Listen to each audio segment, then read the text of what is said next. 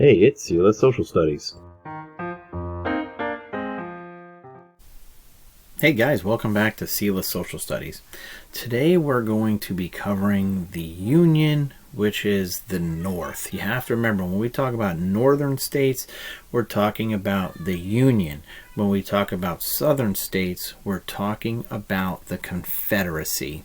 So in this chapter, this part of the chapter, we're going to be covering advantages and disadvantages of the Union or the North. So let's look at some northern advantages. We have banking, factories, and ships. Banking. The North had more banks. It makes sense. That's where the merchants and the traders and all the business was happening in the United States. It was happening all in the North. Now, what's the importance of having more banks? Well, if you have more banks, you have more money to produce war supplies. You have more money to pay your soldiers' salaries. When you're looking at the North or the Union Army, you had over 2 million people who needed to get paid, and their wages averaged from about $212 up to commissioned officers, which was somewhere around $500, $600. Okay, so the North needed to pay all these salaries, build all of these war supplies, cannons, ammunition, boats, things like that. So having the banks and having an economy that is solid, that has a solid base, is very, very important. Another thing you have to know about the North is the factories. Remember the factories in the North, all the immigrants moving to the United States to work in these factories. Over 90%, 9 out of 10 factories located in the United States were located in the North, in the Union. Remember, the South was agrarian. They were all about farming. They did not need any type of factories down there, nor did they want any type of factories.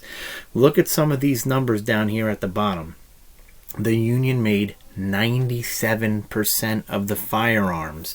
They created 96% of the railroads, produced 90% of the boots and shoes. This is why you watch videos, if you've ever watched movies, like let's say the Gettysburg, you will see the Union soldiers all are wearing the same blue, navy blue top with the bronze buttons or the little gold buttons, and they're wearing either a light powdered blue or a dark blue pant. Now it's made out of wool, but still 90% of them, and they all have boots on, they all look the same. They're very fluid. They match. Okay, one guy to the next guy to the next guy, they look the same. While the South in these videos and what you see is they're wearing plain clothes. Some of them are wearing, tan, some are wearing brown, some are wearing red, some have shoes, some don't have shoes. So the factories in the North was a huge advantage. Naval ships, you have to remember, before the Confederacy broke away, they were part of the United States. The Union, they had everything. The Union had everything. They had most of the shipyards were located up in the northern part of the United States where they built the ships. The most of the ships used for the Army, for the Union, 600 ships, the largest navy in the world, were used at the Union's beck and call. Whenever they wanted to use a ship, they can use a ship. They used these big, bulky, slow ships, but they had so many of them, which was okay, that they were able to blockade or block, some of the southern ports, so southerners couldn't get ships out and in to move men or supplies. River dominance led to many Union victories up the Mississippi River, down in the Atlantic Ocean, in the South outside of South Carolina, along Virginia.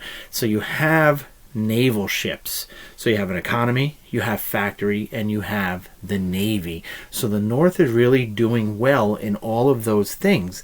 Think about it. It makes sense. They've been around pretty much, they've been around the same as the Confederacy, but once the Confederacy actually separates and creates their own country, that's a new country. Everything in the North stays in the North. Since, since the 1600s, when they came over here and started building these, trades and industries and merchants in the North, That's 200 years of that, while the South just begins. So the North, you have to remember we talked about railroads. And when we talked about railroads, we talked about most of them being in the North. The North had a much larger transportation network. They had twice the density of railroads per square miles. Out of the 30,000 square miles or 30,000 miles of railroad tracks in the United States, 22,000 of it was up in the Union. They controlled 71% of the railroads. Tell me why that's important when you have to move 1,000, 2,000, 3,000 pound cannons. Okay, you needed to move them on the trains. In the North, they could ship people from all the way out from Wisconsin, up from Maine, Minnesota, Michigan, and they can get them on the train and send them all south in a matter of no time. Meanwhile, Southerners, if you were from Louisiana, if you were from Texas, if there wasn't a train station there, you had to get to a train station. You might have to walk 20, 30, 40, 50 miles, hike out there to get to a train station. Whereas in the North, heck, you're 5 miles, you're in the train. And all that matters when you're fighting in a war that's mostly done walking on land. The more energy you have to fight, the better. The more rest you can get, the better. The faster you can get your cannons there, the better. Communication is another key aspect of the Union in the North. The telegraph lines went with the railroad. What does that mean? They had 22,000 miles of telegraph line.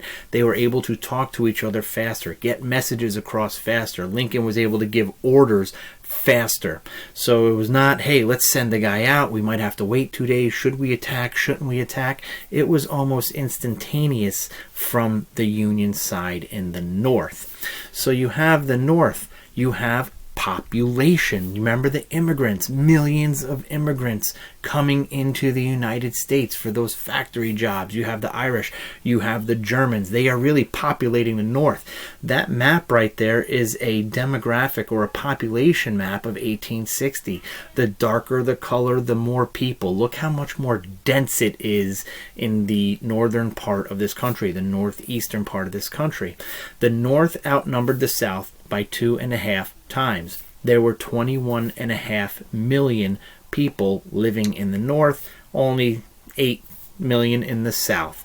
That means you have more people to fight, more people to build arms, more people to work in factories.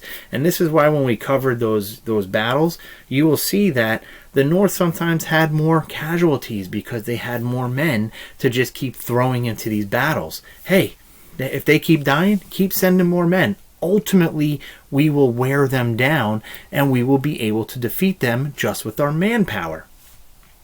Government.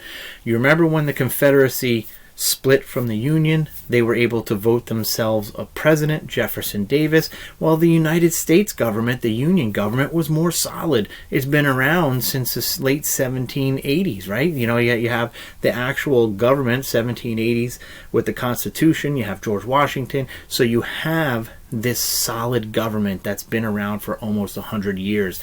The capital is in Washington, D.C., which of course borderlines Virginia, Maryland area, but it's technically more in the north than it is in the south. Abraham Lincoln, a far superior leader than Jefferson Davis was. So the northern government is the official government of the United States, and a lot of foreign allies witnessed, or a lot of foreign allies saw this as the United States being the Union having a more stable and more superior government. So let's go into the disadvantages. Let's see if we can get through these pretty quickly here. Motivation. The North didn't have any motivation. They weren't into it. They're like, whoa, we got to preserve this Union. I don't care. Let the South go ahead and, fight their war, or let the South have their slaves. It doesn't bother me. Let the South secede. We have all the factories, the money, the weapons, the people. We have everything. Let them secede. Abolition. Many Northerners were abolitionists, but some people were like, hey, if I don't see slavery, it doesn't affect me. Let them keep their slaves. Okay, so you have two different types of disadvantages. Motivation, I'm not into it. Abolition, a lot of Northerners agreed with it, but some of them did not. Territory. This was a war that was not fought in the North. Most of these battles, a great majority of these battles, happened in the South. So a lot of these northern guys had to travel down to the South, not used to the hot, muggy, humid climate. They're unfamiliar with the geography, the terrain. They're unfamiliar with cities. Supply lines were suffering because they didn't know the weather down here, the geography down here. So they had to travel all the way south to fight in this war. Had no idea what it was like. Leadership and poor judgment. I said before that Lincoln replaced his head generals somewhere around 6 times. The generals in the North were not as good as the generals in the South. Generals in the South all graduated at the top of their class at West Point. Generals of the North graduated at the bottom of their class at West Point. A lot of these generals wouldn't last more than a couple of weeks. They did not expect the fighting to be as bad as it was. They did not follow any type of retreating Confederates. So the Northern leadership and poor judgment was a downfall or a disadvantage to the North.